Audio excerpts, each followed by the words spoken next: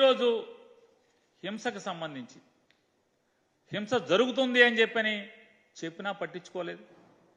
హింస జరిగిన తర్వాత ఏకపక్షంగా వైఎస్ఆర్ కాంగ్రెస్ పార్టీ మీద టీడీపీ మీద ఎఫ్ఐఆర్లు నమోదవుతాయి, కానీ సెక్షన్ల తేడా ఉంటాయి.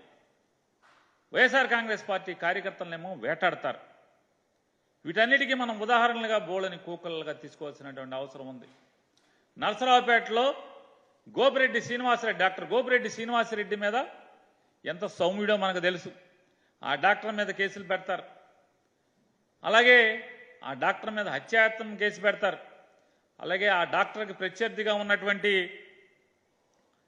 అరవింద్ బాబు అనే అతని ఇంట్లో బాంబులు దొరుకుతాయి, కత్తులు దొరుకుతాయి, కానీ అతన్ని అరెస్టులు చేయరు. సాక్షాత్తు గోపిరెడ్డి శ్రీనివాసరెడ్డి గారు దొరకపోతే దురదృష్టవశాత్తు వాళ్ళ మామగారు దొరికితే వాళ్ళ మామగారిని హత్యాయత్నం చేస్తే దాని మీద కూడా ఎవరిని ఎంతవరకు అరెస్ట్ చేయరు. వాళ్ళు కొత్త అల్లుళ్ళలాగా ఊళ్ళో తిరుగుతూ ఉంటారు. పోలీసులు ఏం మాట్లాడరు.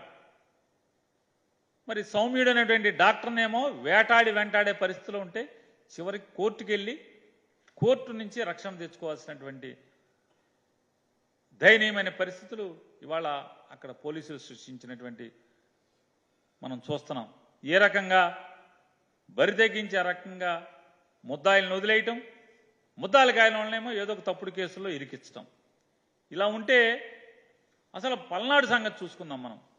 ఈ పల్నాడు అంతా కూడా ఎంత అంటే అది ప్రజాస్వామ్యమా, మనం ప్రజాస్వామ్య రాష్ట్రంలో ఉన్నామా లేవా?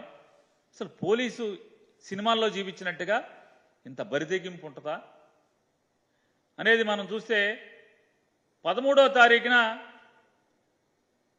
తారీఖున పాల్వాయి గేటు అనేటువంటి పోలింగ్ స్టేషన్ దగ్గరలో ఆ ఊరిలో తెలుగుదేశం డామినేషన్ ఎక్కువ. ఆ ఊరు మెజారిటీ చంద్రబాబు నాయుడు కులస్తులు, అది అందరికీ తెలిసిన సత్యం. దానికోసం అని చెప్పని ఎమ్మెల్యే ముందే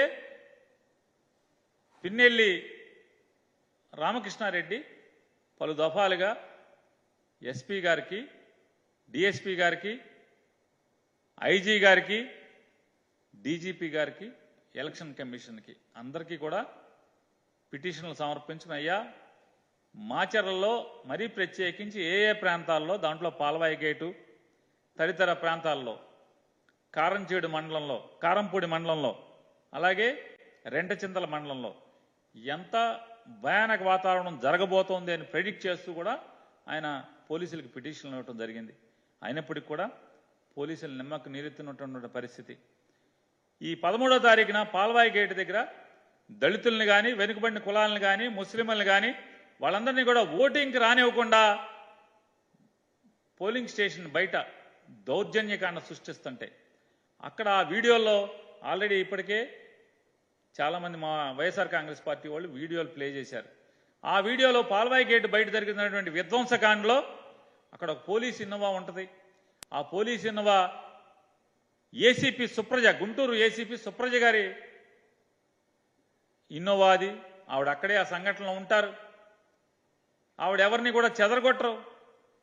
మరి పోలీసులు గాల్లోకి ఫైరింగ్ జరపరు, లాఠీ చార్జ్ చేయరు. అక్కడ వైఎస్ఆర్ కాంగ్రెస్ పార్టీ వాళ్ళు ఓటింగ్కి రాకుండా బీభత్సం సృష్టించిన పరిస్థితి టీడీపీ వాళ్ళు చేస్తే పోలీసులు ఏమాత్రం కూడా యాక్షన్ లేకపోగా టీడీపీ వాళ్ళు వైఎస్ఆర్ కాంగ్రెస్ పార్టీ సానుభూతి పరులను కానీ, ఓటర్స్ని కానీ కర్రలతో, రాడ్డులతో తరిమి కొట్టినా కూడా పోలీసులు అక్కడ ఉన్నటువంటి ప్రత్యక్షంగా వీడియోలలో సుప్రజ అనేటువంటి పోలీసు అధికారి కారు కూడా అక్కడే ఉంటుంది ఆ వీడియోలో. కానీ ఒక్క పోలీసు ఫైరింగ్, గాల్లో కాల్పులు కానీ, లేదా పోలీసులు చెదరగొడతాం కానీ ఈ అల్లరి మూకల్ని, విధ్వంసం చేస్తున్న మూకల్ని చెదరగొడతాం కానీ ఒక్కళ్ళు కూడా చేయకపోగా అక్కడ యాక్షన్ ఉండదు, ఎఫ్ఐఆర్ నమోదవదు, కేసు ఉండదు, అరెస్టులు ఉండవు వాళ్ళందరి మీద.